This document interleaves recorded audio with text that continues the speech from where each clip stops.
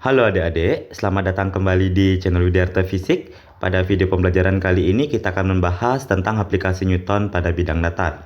Nah, adapun tips yang digunakan untuk menjawab soal aplikasi Newton pada bidang datar, yaitu langkah pertama kita harus bisa menguraikan gaya-gaya yang bekerja.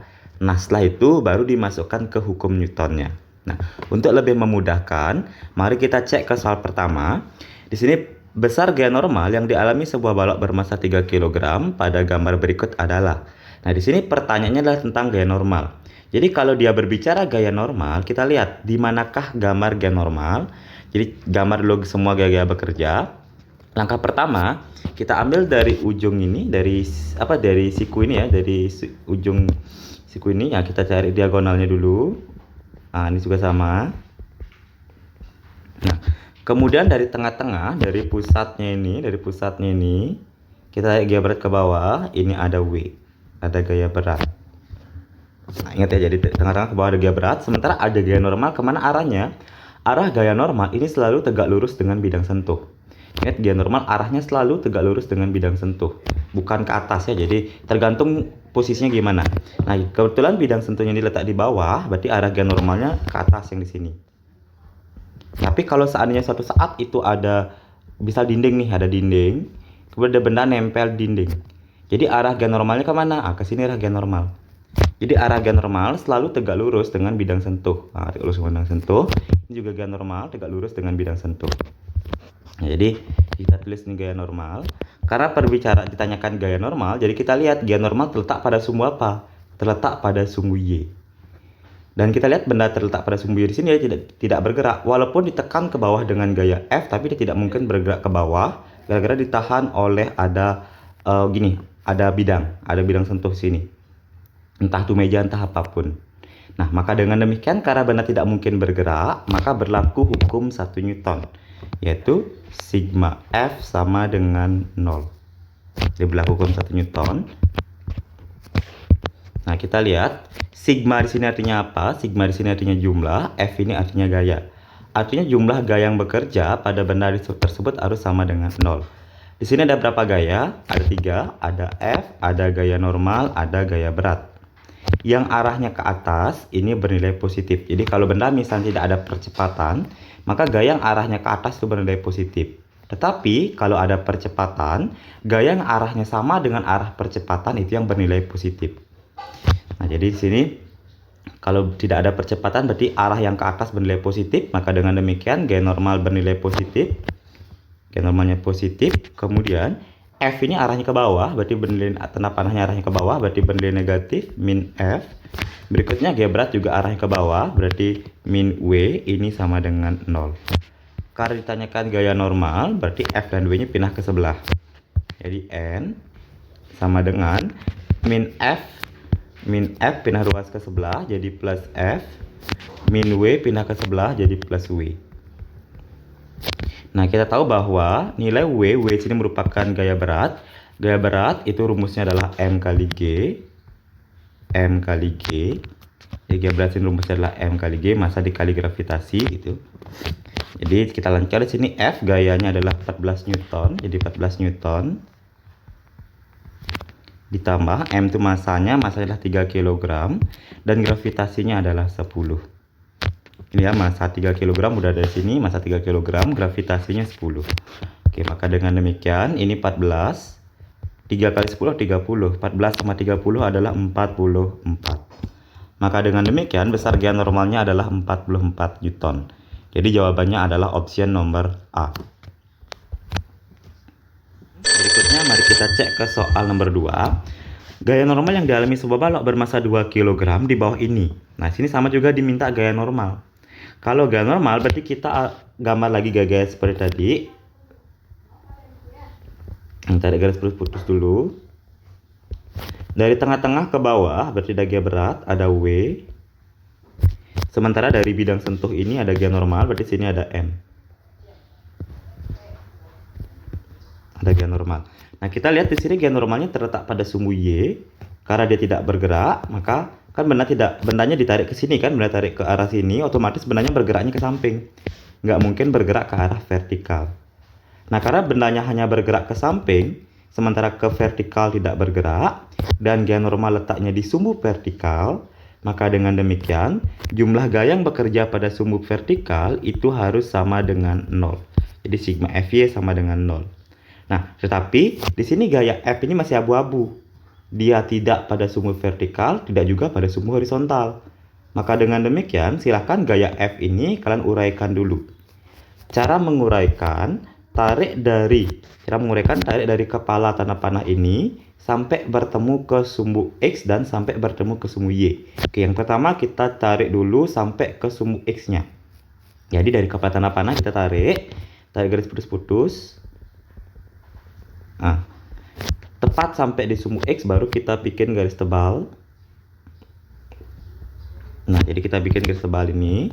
Nah, kita lihat ternyata garis tebal ini bersentuhan langsung dengan sudut. Kalau bersentuhan itu artinya garis tebal yang warna biru ini bersentuhan langsung dengan sudut. Kalau bersentuhan artinya samping. Kalau samping itu artinya adalah cos.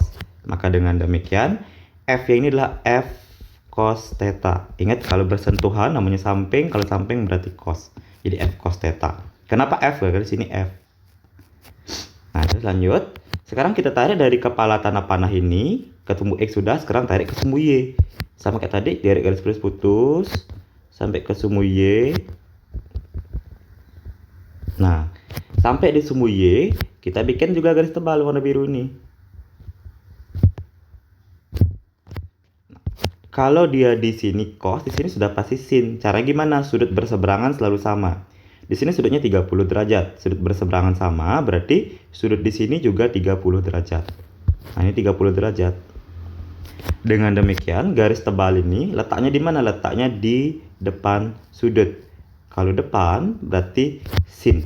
Maka dengan demikian ini adalah F sin theta. Nah, sekarang karena F ini sudah diuraikan pada sumbu X dan sumbu Y, jadi sudah jelas F-nya sekarang tidak abu-abu lagi, sudah jelas dia sumbu X-nya bagaimana, sumbu Y-nya bagaimana. Baru kita bisa berbicara meninjau jumlah gaya pada masing-masing koordinat. Nah, karena di sini gaya normal yang diminta, gaya normal terletak pada sumbu Y. Jadi gaya normal lah, sumbu Y lah yang kita tinjau. Di sumbu Y ada berapa gaya? Ada N, ada F sin theta, ada W. Nah, seperti tadi, karena pada sumbu Y dia tidak bergerak, jadi gaya yang arahnya ke atas bernilai positif. Maka dengan demikian, N-nya positif. Berikutnya F sin theta juga bernilai positif, plus F sin theta. Dikurang W, karena W-nya arahnya berlawanan, min W itu akan sama dengan 0. Nah, setelah demikian, ini pindah ruaskan ke sebelah. Jadi, karena diminta gaya normal, jadi N, ini sama dengan awalnya plus pindah ruas jadi minus. Jadi minus F sin theta, awalnya ini min, pindah ruas juga jadi plus W. Masukkan dah nilai F ini merupakan gaya kita adalah 18 Newton, masukkan 18, min 18, sin, sudut kita adalah 30 derajat, berarti masukkan 30 derajat, ditambah W sini ada seperti biasa, berat berarti rumusnya M kali G, massa dikali gravitasi. Ya, jadi biar kalian tahu perbedaan gaya berat dengan massa. Kalau gaya berat satuannya Newton, yang mana dipengaruhi oleh gravitasi. Karena gaya berat rumusnya massa dikali gravitasi. Kalau massa itu satuannya kilogram. Jadi itulah perbedaan antara berat dengan massa. Oke, mari kita lanjut.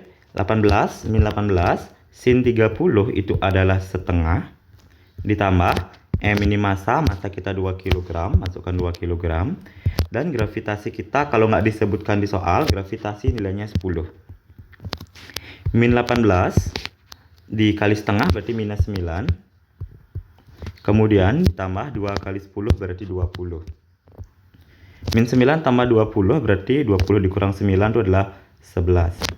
Nah, satuannya adalah Newton. Jadi nilai gaya normalnya adalah 11 Newton. Jadi N sama dengan 11 N itu jadinya. Nah, maka dengan demikian jawaban yang paling tepat itu adalah option nomor B. Oke, mari kita lanjut ke soal berikutnya lagi. Perhatikan gambar berikut, ada gambar seperti ini. Jika diketahui massa balok 2 kg, percepatan gravitasi 10 meter per second, dan bidangnya licin, tentukan gaya normal pada balok. Nah, lagi di sini ditanyakan gaya normal. Kalau lagi gaya normal, berarti kita uraikan dulu. uraikan gaya normalnya seperti biasa. Dari tengah-tengah ke bawah berarti ada gaya berat, karena gaya berat arahnya selalu menuju pusat bumi, selalu ke bawah. Sementara gaya normal selalu tegak lurus dengan bidang sentuh. Jadi di sini gaya normal, kita gambar arahnya ke atas. Ini gaya normal, ada N. Sama seperti tadi, kali tinjau gaya normal berarti kita tinjau sumu Y. Sumu Y benda tidak bergerak. Kalau dari dorong ke sini maka bendanya akan bergerak ke samping ini nanti. Nah, kan didorongnya dari sini ya, dari samping, berarti bendanya bergerak ke samping ini. Maka dengan demikian, sigma Fy itu akan bernilai sama dengan 0. Gara-gara bendanya hanya bergerak pada sumu X. Nah, tetapi di sini F dorongnya ini belum diuraikan. Kita uraikan dulu supaya kepada sumu X dan pada sumu Y. Langkahnya sama, tarik dari kepala tanah panah, kemudian ke sumu X dan ke sumu Y-nya. Tarik dari tanah panah, tarik garis putus-putus. Nah, kemudian setelah tarik ini garis tebal. Ini sumu X-nya sudah. Maka dengan garis tebal merah ini letaknya berseberangan dengan sudut. Kalau dia berseberangan, maka ini adalah F sin. Ini adalah F sin theta. Dengan cara yang sama, tarik garis putus-putus dari kepala ke tanah panah, garis putus-putus menuju sumu Y. Tarik garis sumu ini. Nah, sudah sampai sumu Y, kita bikin garis tebal pula. Ingat seperti tadi, sudut berseberangan sama. Di sini sudutnya 60, berarti seberangnya juga 60. Maka dengan demikian di sini juga 60. Jadi garis ini letaknya bersentuhan langsung dengan sudut. Kalau bersentuhan berarti F cos 60. Nah, karena diminta gaya normal terletak pada sumu Y, jadi kita tinjau seluruh gaya pada sumu Y. Ada 3 gaya bekerja, ada N, ada F cos, ada W. Sementara F sini ke sumu X. Jadi di sigma Fy yang arahnya ke atas positif, jadi N-nya positif. Berikutnya plus F cos 60. Kemudian min W ya, gara-gara W ke bawah, jadi min W itu sama dengan 0.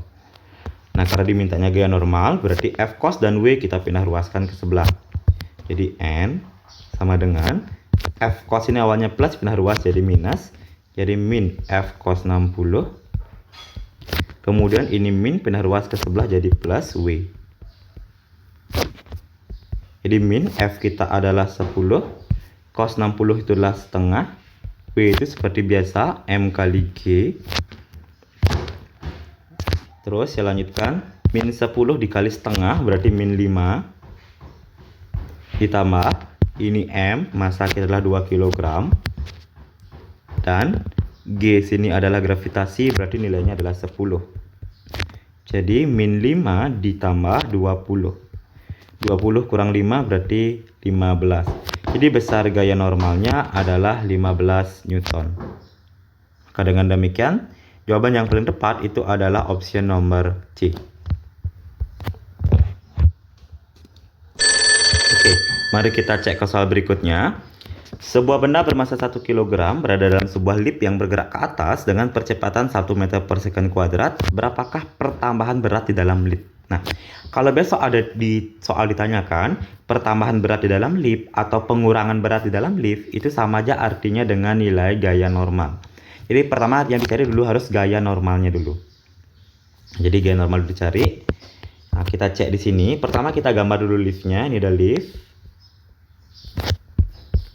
Ini ada lift ya, ada lift. Kemudian dalam lift ini ada benda saya gambar aja kotak kayak gini. Nah, jadi bendanya yang ini. Nah, terus seperti tadi, kalau seandainya di sini liftnya bergerak ke atas, seperti kita gambar sini ada arah A yang ke atas, liftnya bergerak ke atas. Seperti tadi gambar juga, lengkapin dulu gaya-gayanya bekerja. Kita lihat karena yang ditanya adalah berapakah pertambahan berat benda, berarti yang kita tinjau adalah benda ini. Benda ini kita tarik garis putus-putus seperti biasa. Dari tengah-tengah ke bawah berarti ada berat, ada W benda. W benda ya. Ada W benda. Dan sini ada gaya normal benda. Kenapa ada gaya normal? Karena bendanya bersentuhan dengan bidang sentuh. Jadi kalau ada benda dia tidak bersentuhan dengan bidang, maka tidak akan ada gaya normal. Jadi gaya normal hanya ada apabila bendanya bersentuhan dengan bidang sentuh. Maka dengan demikian di sini ada gaya normal, ada N.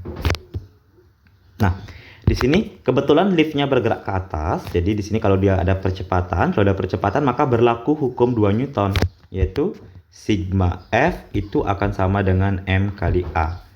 Sigma F-nya jumlah gaya, ada berapa gaya? Ada 2 gaya, ada gaya normal sama gaya berat.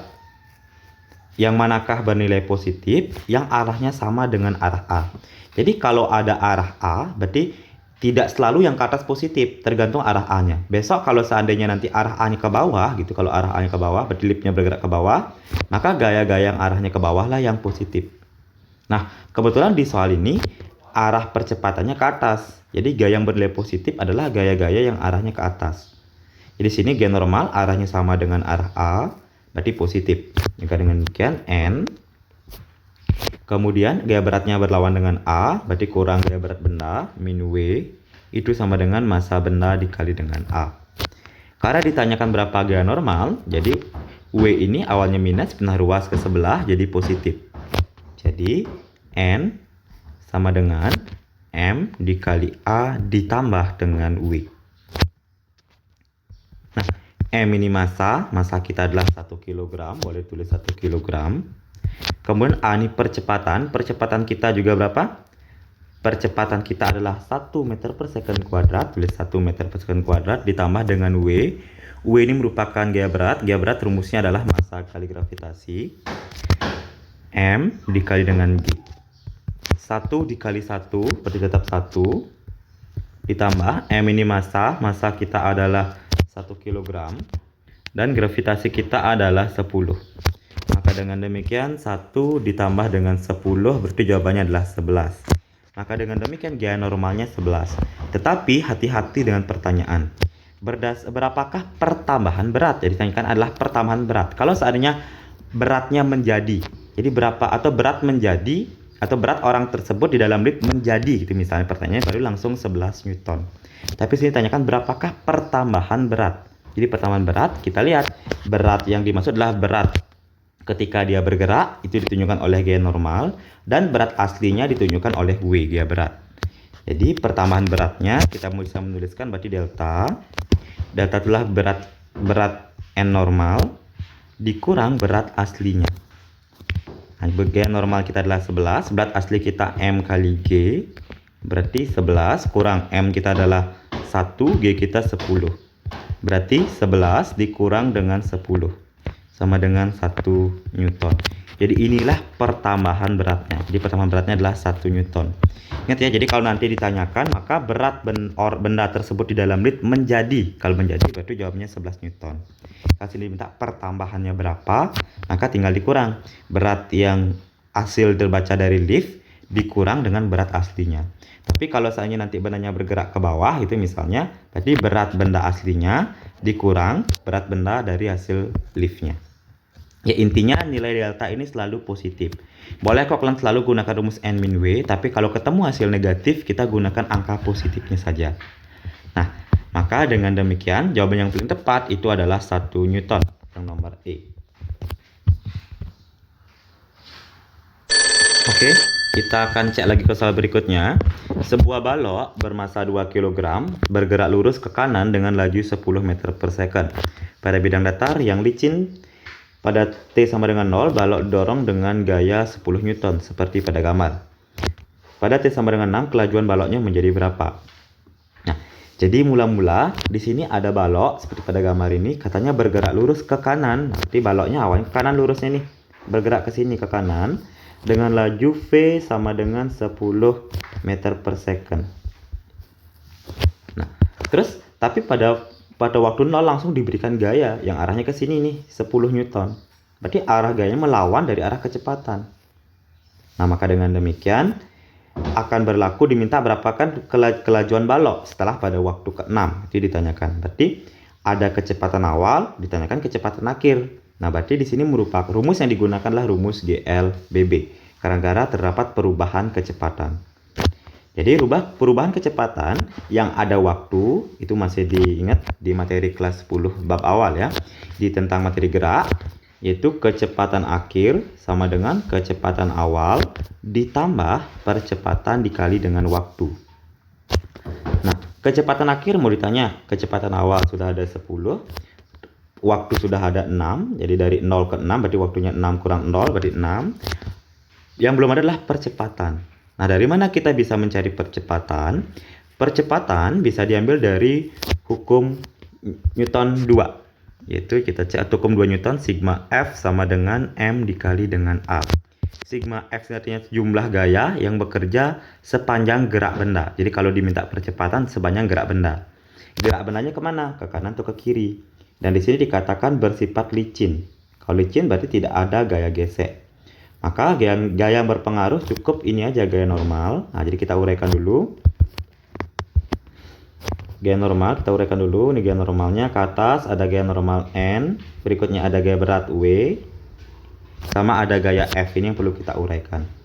Sama seperti tadi, berarti kita tarik garis putus dari kepala tanah panah menuju sumbu Y. Nah, ini dia.